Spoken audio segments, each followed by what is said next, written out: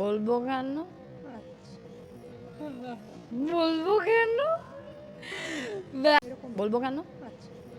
বলবো কেন?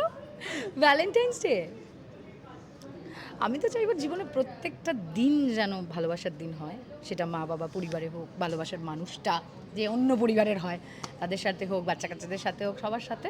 তবে ভ্যালেন্টাইন্স ডে এখনও কিছু ভাবিনি, এখনও কোনো প্ল্যান নেই। চরিত্রটা নিয়ে বলতে গেলে তো অনেক কিছু বলার আছে, আমি এতক্ষণ থেকে অনেক কিছু বলেছি, তোমরা হয়তো শুনেওছো। আঁচল মুখার্জি হলো চরিত্রের নাম। চরিত্রটা ভীষণ ভারিক্কি, ভীষণ গ্র্যাভিটিপূর্ণ, ভীষণ ব্যবসায়ী একজন মহিলা এবং পাওয়ারফুল একজন মহিলা আঁচল। বিবাহিত, তাই মহিলা বলছি। কিন্তু আঁচল, তোমরা যদি মনে করে থাকো, অনেক পুরনো একটি খুব ফেমাস সিরিয়ালের নাম হচ্ছে নাম দিয়ে আমার নামটা এবারে তৈরি, সেটাও এনারই লেখা।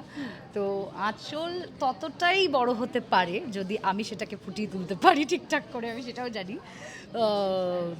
তো আমার তো সেটাই টার্গেট থাকবে। আদারওয়াইজ আঁচলের সামনে দাঁড়িয়ে থাকছে হচ্ছে,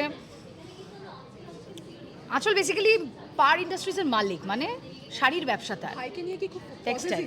ভাইকে নিয়ে পজেসিভ বলতে, ভাই আমার এখনও অবধি, বা এই ধরনের মেয়েরা যেটা যেটা যেভাবে ভাবে আর কি, যারা খুবই ব্যবসা কেন্দ্রিক হয়, তারা এইভাবেই ভাবে যে আমার হাতে যে বোড়েগুলো থাকবে, যে গুটিগুলো থাকবে, সেগুলো যেমন, বা আমার হাতে তুরুপের তাস।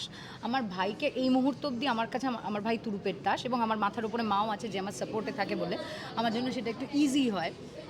তো সেই রকম ডিলিংসগুলোতে ভাইকে ব্যবহার করার ইচ্ছে, সেখানে ভাইয়েরও আবার সে থাকছে, ভাই তো ভালো ছেলে, যেটা আমি এখনও নই।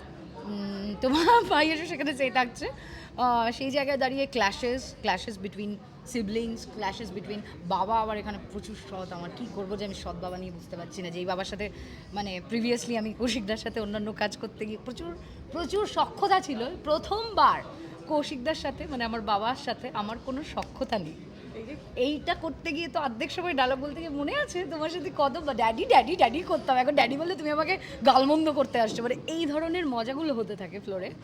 বাট আদারওয়াইজ আঁচলকে নিয়ে আমার বলার আছে, আমি ভীষণ হোপফুল তোমাদের কাছে। আমার সবচেয়ে বড় চরিত্রের পরে যেন আঁচল মুখার্জি আবার সেই বড় চরিত্রটা হতে পারে, সেটাও সান বাংলার পর্দায়।